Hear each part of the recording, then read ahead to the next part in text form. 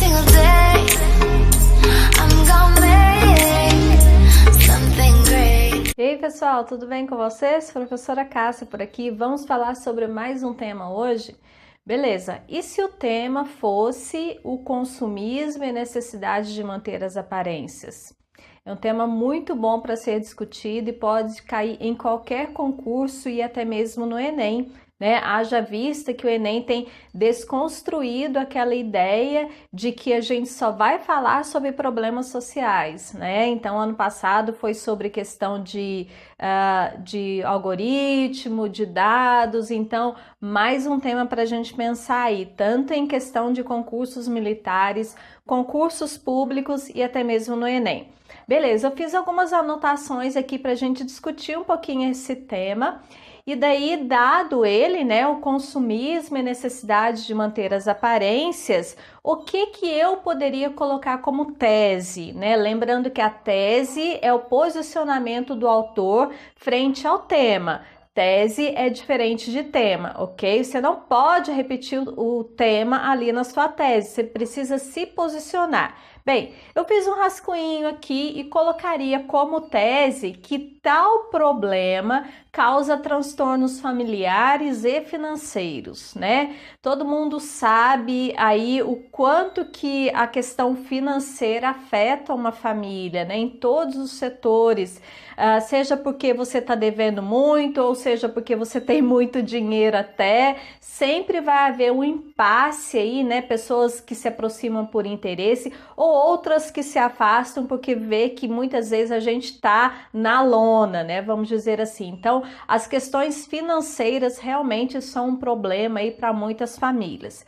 Beleza, feito isso, eu pergunto para minha tese por que isso acontece? Esse porquê vai dar resposta aos meus argumentos, tá? E eu preciso de dois deles. O primeiro argumento que eu coloquei aqui diz respeito à necessidade que muitas pessoas têm de se equiparar com outras pessoas, né? Às vezes a gente nem tem o mesmo poder financeiro de outras pessoas, mas a gente não quer ser inferior a elas.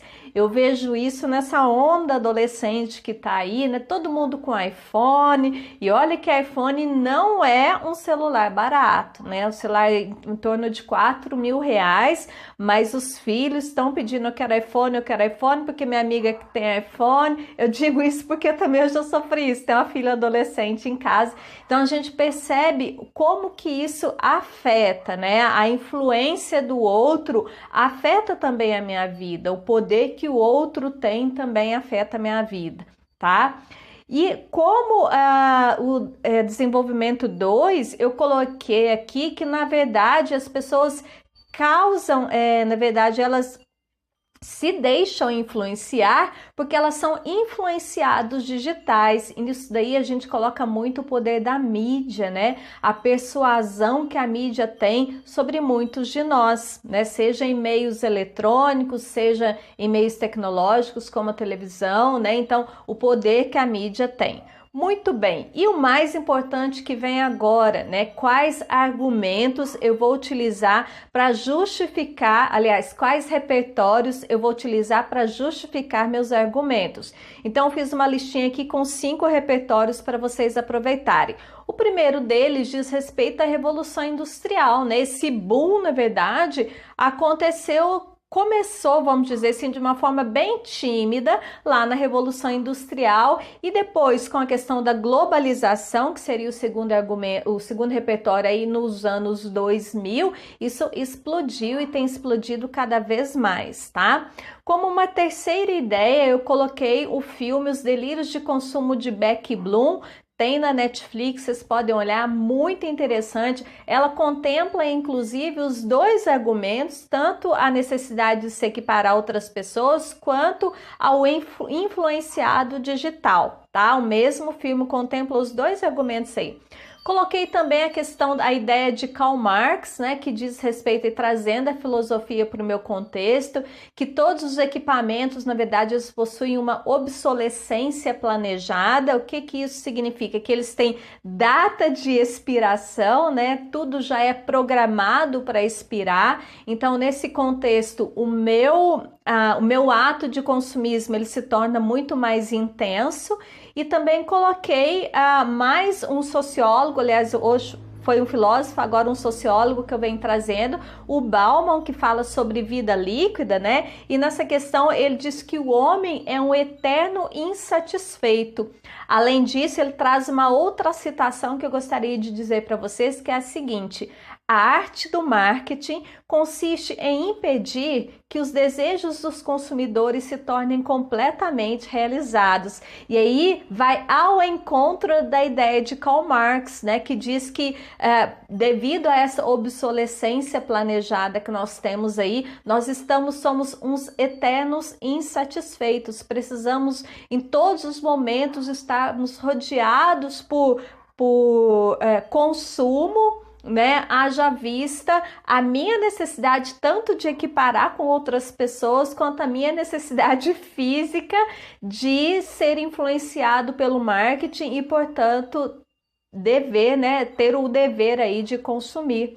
Beleza? E aí depois a gente monta, né, a nossa proposta de intervenção, o que poderia, ou a nossa conclusão, né, porque existem aí vieses diferentes, o Enem tem uma proposta de intervenção, os outros têm uma conclusão que diz respeito ao fechamento dessa ideia, né, então como que, de certa forma, dado o Enem, eu poderia verificar isso, né, de uma forma menos intensa, mas, por outro lado, também a gente tem que pensar que isso, de certa forma, ajuda na economia do país, né? Então, são vários vieses. Ó, essa questão da economia já seria aí uma outra ideia que eu poderia desenvolver, e daí já poderia trazer dados concretos, etc e tal, né? Então, cada um tem o seu ponto de vista. Eu fiz aqui o meu tema com a minha tese, os argumentos que eu defenderia, e você verifica aí pelo seu lado o que seria interessante dado um contexto desse, né? E lembrando que eu preciso finalizar as minhas ideias, né? Logo,